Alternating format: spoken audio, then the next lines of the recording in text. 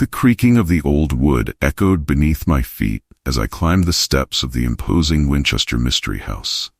The air, heavy with history and mystery, enveloped me like a thick shroud, causing the hairs on the back of my neck to stand on end. I, Sarah Thompson, a young journalist in search of a big story, had no idea of the nightmare that awaited me in that labyrinthine mansion. The Victorian facade, with its towers and ornate windows, seemed to watch me with a sinister curiosity. The sun was setting on the horizon, painting the sky a bloody red that reflected in the hundreds of glass panes like the burning eyes of a slumbering beast. I took a deep breath, adjusting the strap of my backpack on my shoulder. "It's just a house," I murmured to myself, trying to calm my racing heart. But something inside me knew I was about to cross a threshold into the unknown. The heavy oak door groaned as it opened, as if protesting against my intrusion. The entrance hall was a testament to the luxury and eccentricity of Sarah Winchester. Crystal chandeliers hung from the high ceiling, casting dancing shadows on the crimson wallpapered walls. "Welcome to the Winchester Mystery House," said a voice behind me, making me jump. I turned to find an elderly man with a severe appearance, dressed like a 19th century butler. "I am Ezra, the caretaker. Mrs. Winchester is expecting you." My blood ran cold. "But Sarah Winchester died over 100 years ago," I stammered, feeling a shiver run down my spine. Ezra just smiled, a smile devoid of warmth that didn't reach his dull eyes. "In this house, Miss Thompson, time is a fluid concept. Please follow me." Against my better judgment, I followed Ezra through the mansion's winding corridors. Each step took us deeper into the labyrinth of wood and glass. Doors opened to solid walls, stairs led up to low ceilings, and windows offered views of other interior rooms. Architectural logic seemed to have been abandoned in favor of a delusional construction. The air grew heavier as we advanced, laden with the scent of old wood and something else. Something metallic and organic that made my stomach churn. The whispers began subtly, like a distant hum in the corners of my mind. But soon they morphed into distinguishable voices, whispering names, dates, and desperate pleas. "You hear them, don't you?" Ezra asked, his eyes gleaming with a strange light in the dimness. "They are the souls of those who fell by Winchester guns. They never fall silent." My throat went dry. "That's impossible," I managed to say, my voice trembling. "Ghosts don't exist." Ezra laughed, a hollow sound that echoed through the empty corridors. "Ah, Miss Thompson, you still have much to learn about this house's secrets." We turned another corner and came upon an ornate door, unlike any we had passed before. Intricate carvings covered its surface, depicting scenes of hunting and death that seemed to move under the flickering candlelight. "Mrs. Winchester awaits you here," Ezra said, bowing dramatically before vanishing into the shadows of the corridor. With my heart pounding in my chest, I reached for the brass doorknob. The metal was cold to the touch, sending a chill up my arm. I turned it slowly, and the door opened with a prolonged creak. The room beyond was a sight from another world. Antique, luxurious furniture was scattered in a chaotic arrangement. Mirrors covered every inch of the walls, creating a kaleidoscopic effect that made my head spin. And there, sitting in a high-backed chair, was her. Sarah Winchester was an ethereal figure, almost transparent in the candlelight, her deep, dark eyes fixed on me with a disturbing intensity. "Welcome, my dear." Her voice was a raspy whisper that seemed to come from everywhere at once. "I have been waiting for you for a very, very long time." I wanted to run, scream, do anything but stand there frozen. But my body wouldn't respond. Sarah rose, her Victorian dress rustling like moth wings. "You came seeking a story, didn't you? Oh, I have so many to tell, so many secrets to reveal." She approached, and the air around me grew colder. "But first," Sarah continued, "you must understand the weight of the Winchester legacy. The blood on our hands, the souls that cry out for vengeance." With a fluid gesture, Sarah pointed to one of the mirrors. The silver surface rippled like water, and suddenly it was no longer my reflection I saw, but scenes of bloody battles, fatal duels, and brutal murders. Each death was caused by a Winchester gun. "They do not let me rest," Sarah whispered, her voice laden with sorrow and guilt. "That is why I built this house, a labyrinth to confuse the spirits, a prison to contain them, but they always find a way." The images in the mirrors began to move, spectral figures emerging from scenes of violence, faces twisted in agony, mutilated bodies, all crawling toward me. Panic finally broke my paralysis, and I turned to flee, only to find the door closed. "There is no escape," Sarah's voice echoed behind me, "just as there is none for me. But perhaps you can help us." I turned slowly, trembling uncontrollably. Sarah stood before me, her eyes now glowing with a supernatural light. "You came in search of a story, my dear, and now you will become part of it." With a swift motion, Sarah grabbed my hand. Her touch was like ice, and I felt a surge of energy coursing through my body. The voices of the spirits grew into a deafening crescendo, and the world around me began to spin and distort. When the dizziness passed, I found myself back in the mansion's entrance hall. But something was different. My skin was pale, almost translucent, and I could feel a heavy weight in my soul. Ezra appeared, his smile now understanding. "Welcome back, Miss Thompson. Or should I say, our newest guardian." I looked at my hands, seeing the pattern of the carpet on the floor through them. The realization hit me like a punch. I had become part of the Winchester Mystery House, another soul trapped within its endless corridors. And now, I asked, my voice a distant echo of what it once was. "Now," Ezra replied, "you learn the secrets of the house, and wait for the next curious soul to cross our threshold." As Ezra guided me through the familiar corridors, now with a new spectral perspective, I realized that my quest for a great story had led me to a fate I could never have imagined. The Winchester Mystery House had claimed another soul, and I was destined to wander its halls for eternity, guarding its secrets and bearing the weight of its bloody legacy. Days turned into years, and years into decades. I watched, silent and invisible, the visitors who passed through the mansion. Unwitting tourists, enthusiastic ghost hunters, skeptics determined to unravel the house's mysteries, all of them passed by me, unaware of the true nature of the place they had entered. I learned the house's secrets, the hidden passages that Sarah Winchester had designed to confuse the spirits. I discovered how to manipulate reality within these walls, making doors appear and disappear, altering the geometry of rooms to disorient the living. But the hardest part was resisting the temptation to intervene, to warn those who, like I once had, ventured too deeply into the mysteries of the Winchester Mystery House. For every soul that escaped, another had to take its place. One night, I felt a familiar presence approaching. It was a young journalist, her eyes shining with the same curiosity that had once consumed me.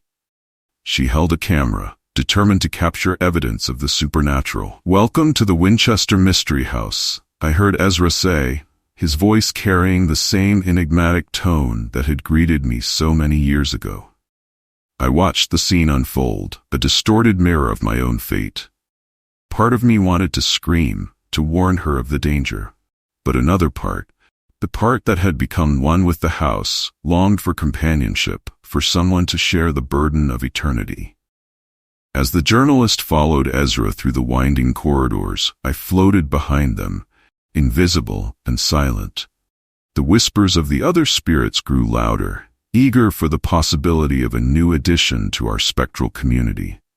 "Do you believe in ghosts, miss?" Ezra asked, his voice echoing through the empty halls. The young woman hesitated for a moment before replying, I'm not sure. I'm here to find out the truth." I could almost feel Ezra's smile, even with my back to him. "Ah, the truth. It's a slippery thing in this house, but perhaps before dawn you'll find more than you came looking for." His words sent a shiver through my ethereal form. I knew what was coming, the test she would face, the impossible choice she would have to make. As we ventured deeper into the mansion, the phenomena began. Doors closed on their own, shadows danced on the walls with no apparent source, and the air grew increasingly thick with supernatural energy.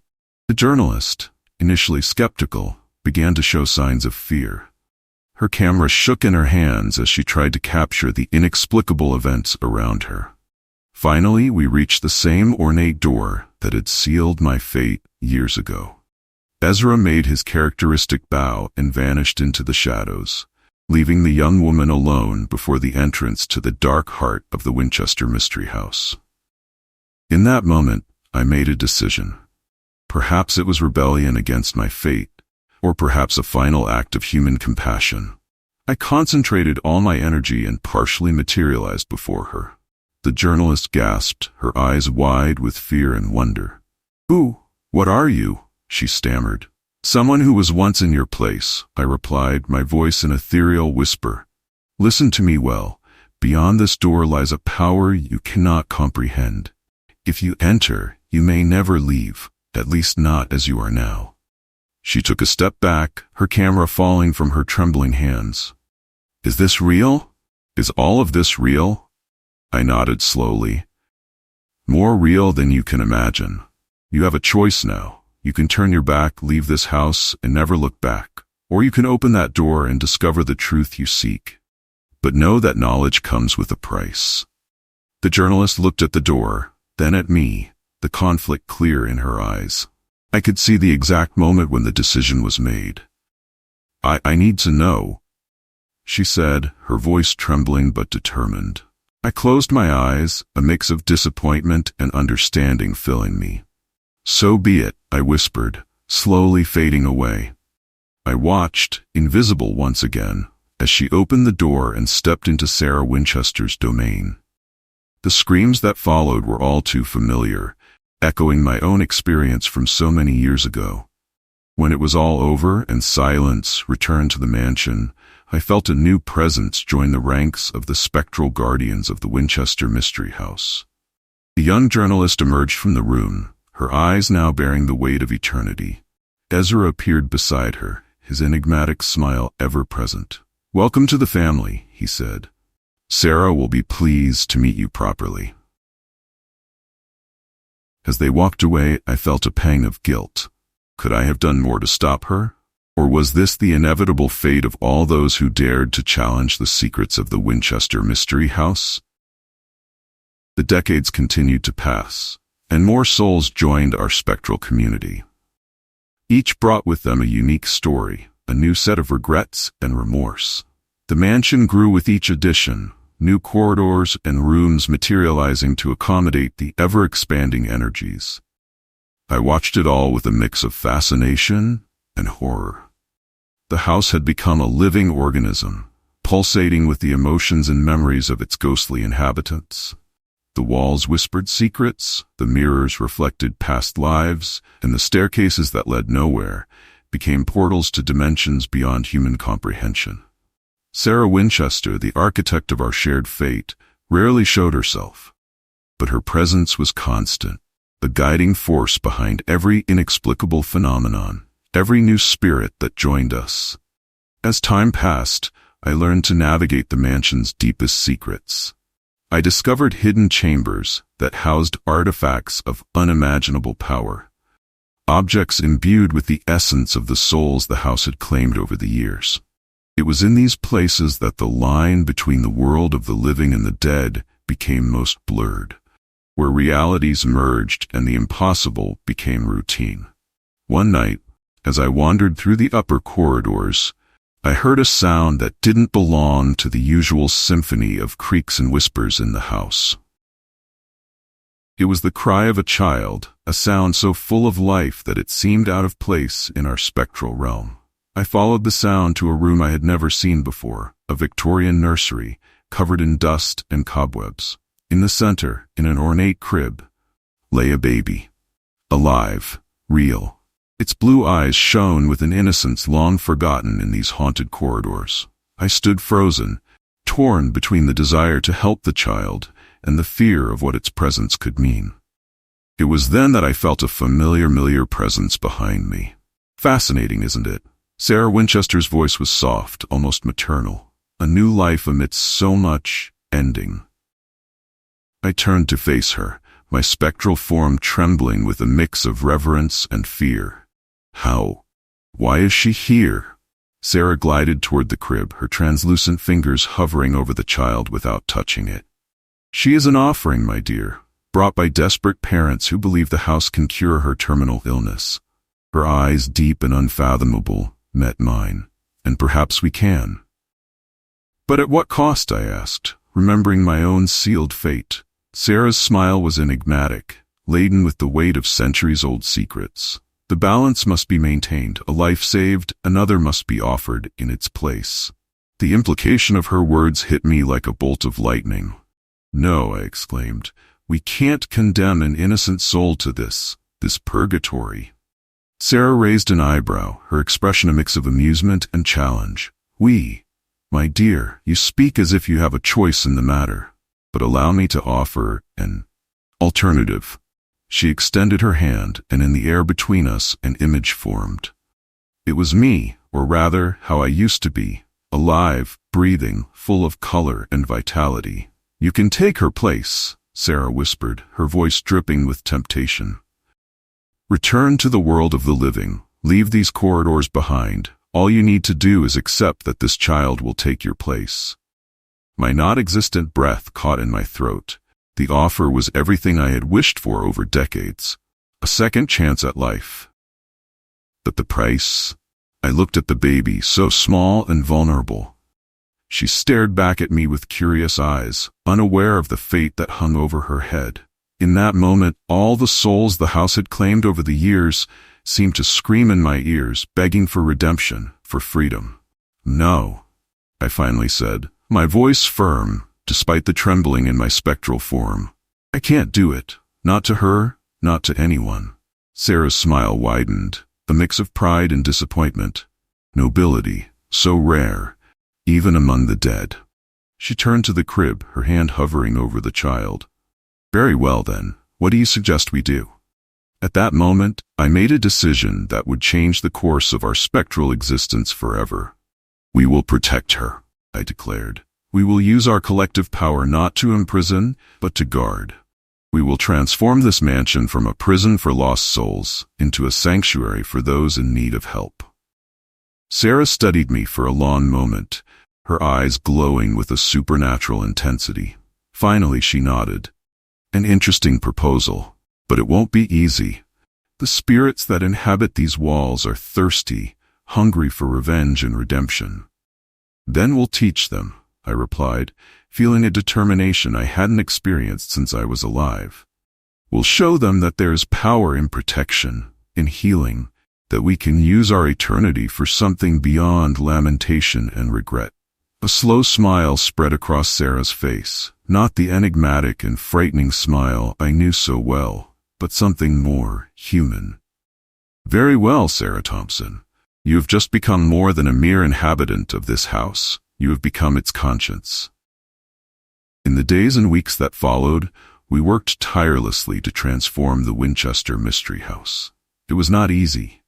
Many spirits resisted, clinging to their anger and pain. But slowly, with patience and perseverance, we began to see changes.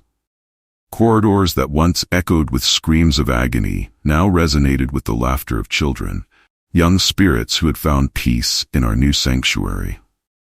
Rooms that were once the scene of unspeakable horrors transformed into spaces of healing and contemplation. The girl in the crib, whom we discovered was named Lily, grew up under our collective protection. Her laughter echoed through the halls, bringing light to the darkest corners of the mansion. And with her, other children came. Some sick, others simply lost, all finding refuge within our enchanted walls. But our new mission did not come without challenges. There were still dark forces lurking in the shadows, spirits who refused to abandon their hatred and thirst for revenge. And beyond the mansion's walls, the outside world began to notice the changes. Ghost hunters, mediums, and the curious began arriving in ever greater numbers, drawn by rumors of miraculous cures and inexplicable phenomena. We had to learn to protect not only the souls under our care, but also the secrets of the house. It was during one of these incursions that we faced our greatest threat. A group of occultists, led by a man named Marcus Blackwood, discovered the true nature of our sanctuary. They were not interested in healing or redemption, but in the raw power that pulsed through the mansion's veins. On a new moon night, they invaded the property, armed with ancient grimoires and dark artifacts. Their goal, to unleash and control the energies accumulated over decades of death and suffering. The battle that ensued was epic, transcending the boundaries between the physical and spiritual worlds. Guardian spirits fought cultists in twisting, changing corridors, while Sarah Winchester and I coordinated our defenses from the heart of the mansion. Marcus Blackwood proved to be a formidable adversary. His spells were powerful enough to subdue some of our weaker spirits, turning them against us. We saw friends and allies corrupted, their once gentle eyes now burning with a malevolent light. At the height of the battle, when all seemed lost, it was Lily who changed the course of the conflict. Now a 12-year-old girl, she had grown up with one foot in each world, the living and the dead. And that night, she demonstrated the true power that this granted her. Singing a melody that seemed to resonate with the very essence of the mansion, Lily began to glow with an ethereal light. Her songs spread through the corridors, touching every spirit, living or dead. Those who'd been corrupted by Blackwood were purified, their eyes clearing as they returned to themselves. Marcus, seeing his army fall apart, attempted one last, desperate attack. Channeling all the negative energy he had managed to gather, he launched a devastating curse toward the heart of the mansion. In a supreme act of sacrifice, Sarah Winchester placed herself in the path of the curse. Her spirit, which for so long had been the central pillar of the Winchester Mystery House, began to shatter under the impact of the attack. "Sarah," I cried, feeling as though my own being was being torn apart along with her. With one last smile, Sarah Winchester looked at me, her eyes filled with a peace I had never seen before. "Take care of them," she whispered before dissipating completely, her essence merging with the very structure of the mansion. The resulting shockwave was enough to repel Marcus and his followers. They fled into the night, leaving behind a trail of destruction and broken hearts. In the weeks that followed, we struggled to rebuild not only the mansion's physical structure, but also the spirit of our community. The loss of Sarah was deeply felt by all, but her final act had saved everything we had worked for. Gradually, life, or non-life, in the case of many of us, returned to a new normal. The mansion, now imbued with the essence of Sarah Winchester, seemed more alive than ever. Corridors healed themselves, rooms rearranged to better serve their occupants, and an overall sense of peace and purpose permeated every board and nail. Lily, deeply affected by the events of that night, became even more dedicated to learning the mansion's secrets and honing her unique gifts. Under my guidance and the collective mentorship of the older spirits, she became a living bridge between worlds, capable of healing both body and soul. And me? Well, I found myself in a position I could never have imagined when I walked through that fateful door so many years ago. From a curious journalist to a reluctant guardian, and now the chosen protector of a supernatural sanctuary. Each day brings new challenges and wonders.